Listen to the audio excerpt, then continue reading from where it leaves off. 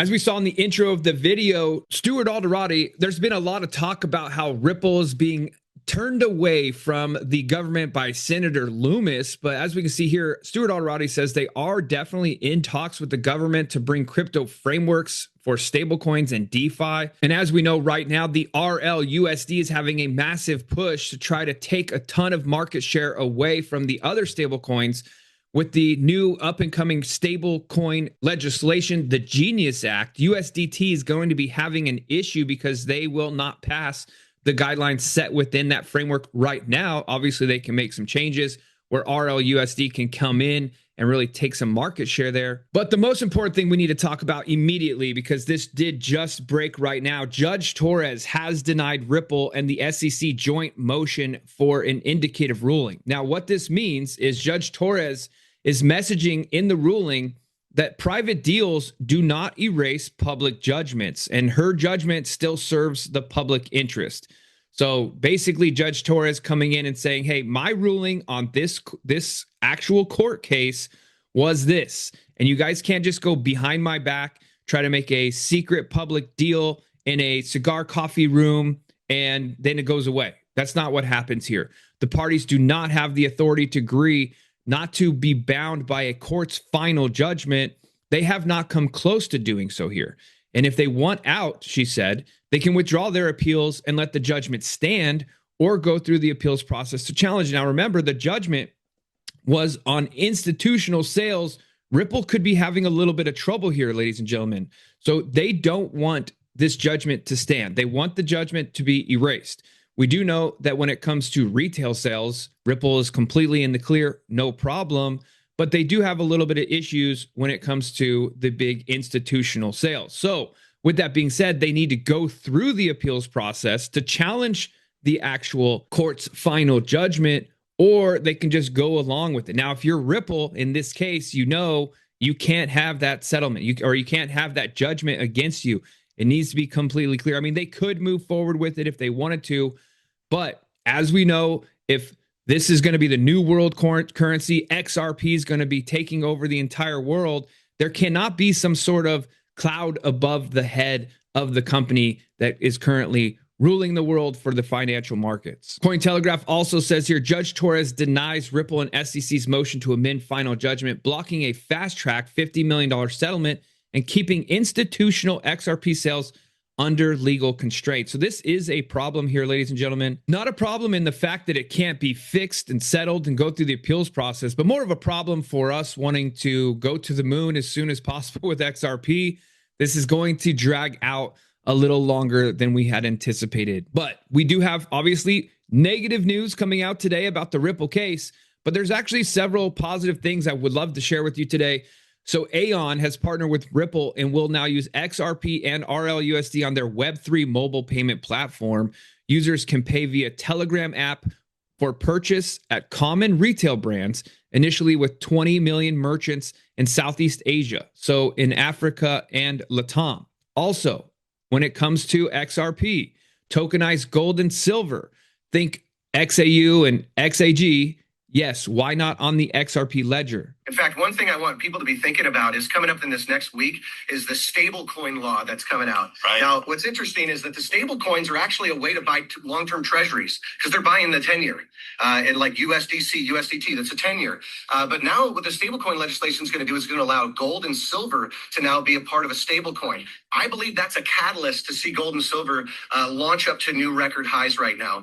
And so I'm pretty excited about that. Okay. But that is an answer that we're going to be seeing coming up. In fact, So the new Genius bill, when it comes out and is launched, it's going to require stablecoins to buy treasury bills to be backed 1-to-1 with the US dollar for USDC, USDT, RLUSD, etc. Right? They have to have the same exact amount of 10-year treasury bonds to represent the amount of value that that stablecoin holds, the market cap. So if it's 100 million market cap, they have to have 100 million in 10-year treasury bonds to represent that. However, they are potentially going to be launching gold and silver into that, which is phenomenal, actually, because then we've been talking about going back to the gold standard. This is essentially a way of going back to the gold standard, because when you're buying treasuries for the United States Treasury. It's a bond for 10 years.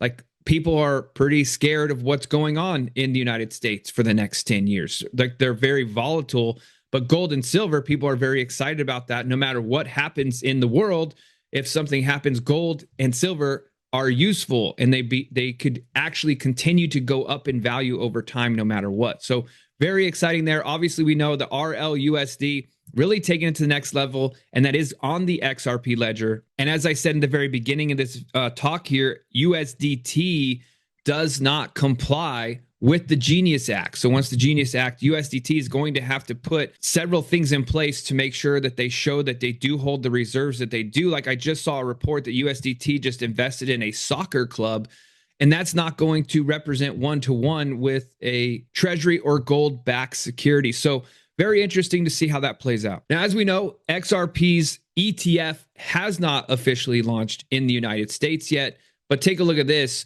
Just in CME's XRP futures hit $542 million in volume for the first month, with 45% of trades outside of North America. So the XRP futures that did go live are starting to bring in tons of volume, which is really exciting for XRP. Now, these are the leveraged futures, but $542 million worth of volume is a really impressive number considering it was just the first month. And another video coming out of Robbie Mitchink, who currently works for BlackRock, but he used to work at Ripple, as we covered in our video just a couple of days ago. But take a listen to this. It says, reminds me of when Larry Fink told CNBC his clients had no interest in crypto before he issued the ETF. They're not going to say a word about XRP until they can offer it to their clients. Robbie, let's talk a bit more about the ETF side of things. So there's the people are talking about Solana ETFs. You know, people are also talking about building baskets of companies within the crypto space to get exposure as well. Now, what are the kind of new products you expect to pop up in the ETF space that are linked to crypto?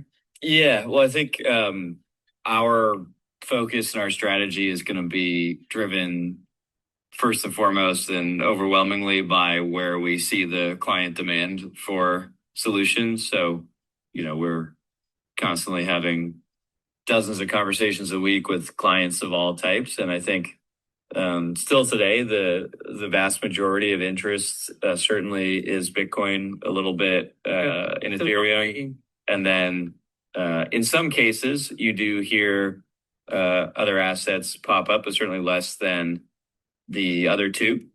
I think there's some things that we've done elsewhere as a firm, particularly in the tokenization space, where we worked with a number of these other blockchain protocols, you know, based on some of the value proposition elements that these protocols offer. So that's exciting to us from a technology perspective. And in a very positive light for Ethereum holders out there, we know we've been following along with the ETFs. Ethereum has been pumping as far as volume coming in, price not pumping, of course, but we continue to hear people, large institutions getting massively involved into Ethereum. But take a look at this.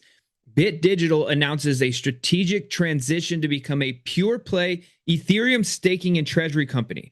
Now, that doesn't mean that they're just buying Ethereum to hold as their treasury, which, you know, a lot of companies are doing the Bitcoin. Some are doing the Ripple. Some are doing the Solana. Some are doing the Ethereum. But take a listen to this here, guys.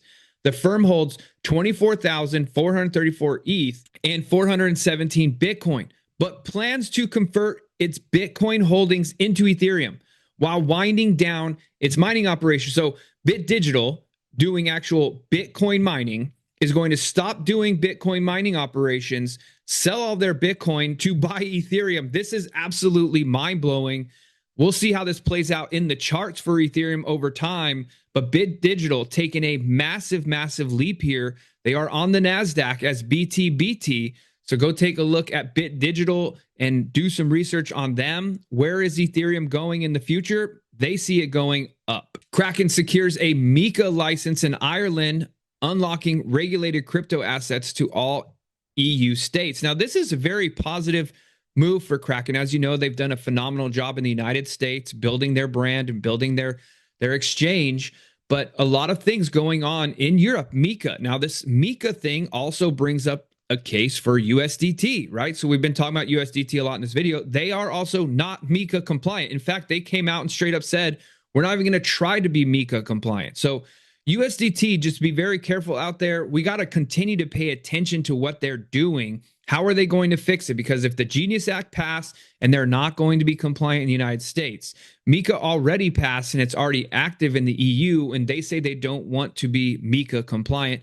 So USDT needs to come back around because it is a phenomenal company, a phenomenal business. They make a ton of money, but if they're not going to be used worldwide because of regulations, then they're in some serious trouble.